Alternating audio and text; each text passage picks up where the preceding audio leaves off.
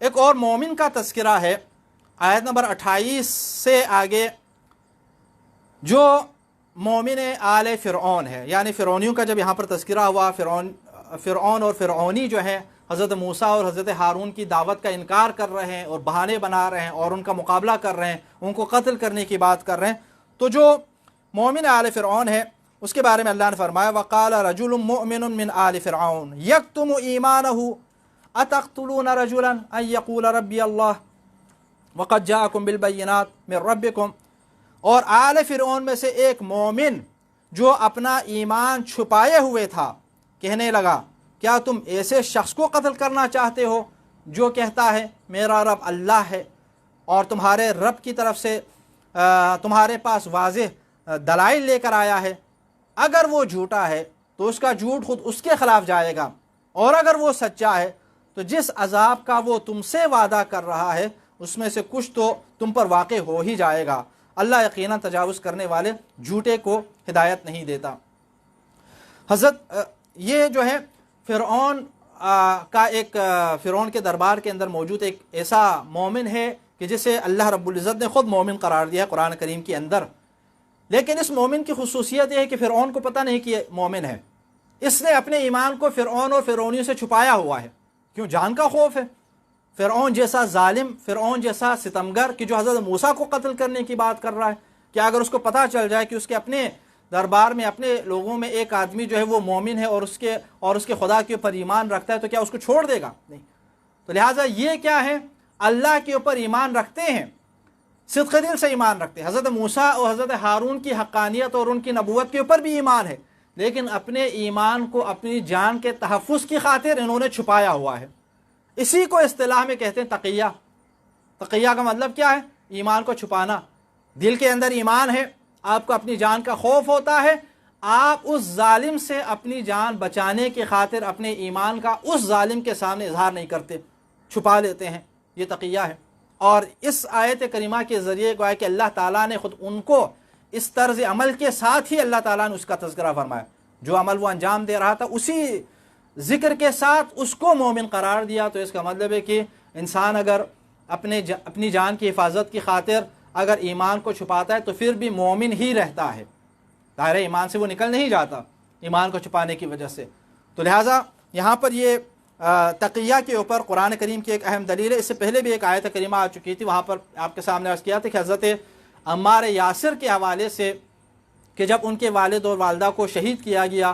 اور ان کے نظروں کے سامنے شہید کیا، ان کے اوپر انتہائی ظلم و ستم اور تشدد کے ساتھ ان کو شہید کیا، اور حضرت عمار یاسر کو بھی شہید کرنا چاہتے تھے، لیکن انہوں نے اپنی زبان سے کچھ ایسے الفاظ جاری کر دیے جس کے بعد مشرکین نے چھوڑ دیا ان کو، کیوں؟ چونکہ ظاہراً الفاظ ایسے ادا کر دیے جس سے ان کی جان بچ جائے، یعنی مشرکین کے خیالات کے مطابق۔ تو وہاں پر اللہ تعالیٰ نے فرمایا کہ جس کا قلب مطمئن ہو ایمان کے ساتھ تو پھر وہ اس کے ایمان کے اوپر اس سے کوئی فرق نہیں پڑتا۔ حضور اکرم نے بھی اس کی تصدیق فرمائی۔ اس واقعے کے بعد یہ آیت کریمہ نازل ہو گئی۔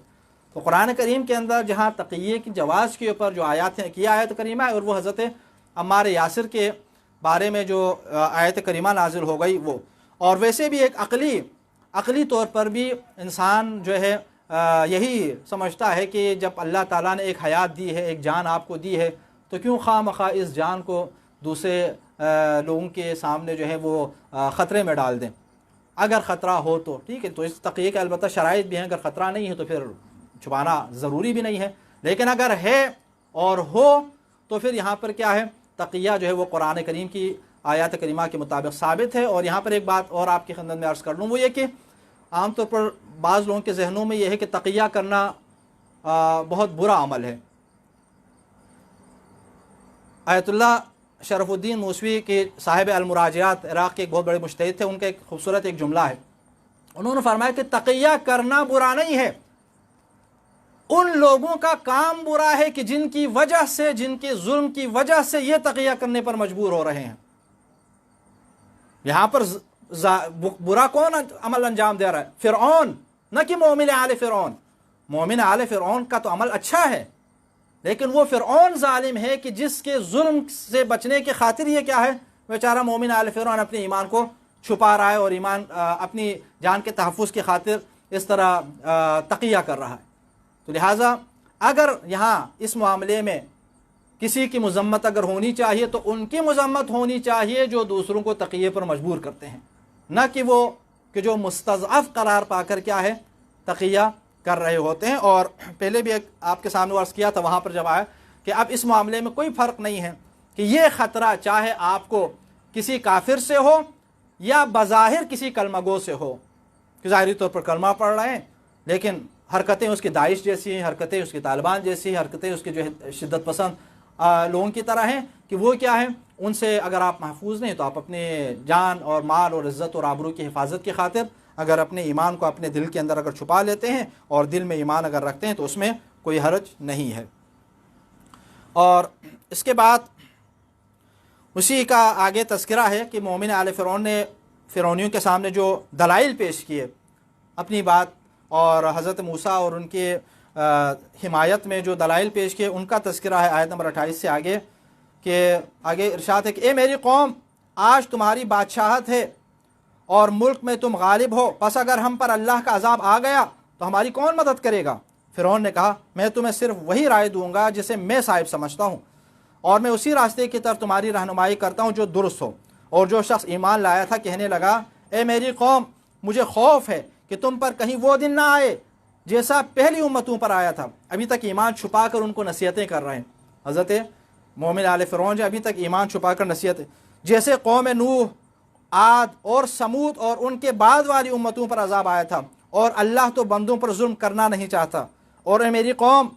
मुझे तुम्हारे बारे में फरियाद के दिन यानी क़यामत का खौफ है, जिस दिन तुम पीठ फेर कर भागोगे, तुम्हें अल्लाह के अज़ाब से बचाने वाला कोई ना होगा, और जिसे अल्लाह गुमराह कर दे उसे हिदायत देने वाला कोई नहीं है। और बतहक़ीक़ इससे पहले यूसुफ़ वाज़िह दलाइल के साथ आए, मगर तुम्हें उस चीज़ में शक ही रहा जो तुम्हारे पास लाए थे,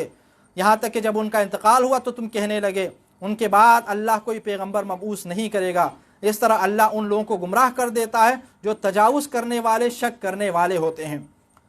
जो अल्लाह की आयात में झगड़ा करते हैं। यानी हज़रत मोमिन आले फ़िरौन जो है अपने दलाइल के ज़रिए उनको काने करने की कोशिश करते हैं, लेकिन इस पूरे मरहले में इन्होंने अपने ईमान को छुपाया हुआ है। उनका एक हमदर्द बन के जो है उनको क्या है नसीहतें कर रहा है, लेकिन वो नसीहत सुनने वाले नहीं थे।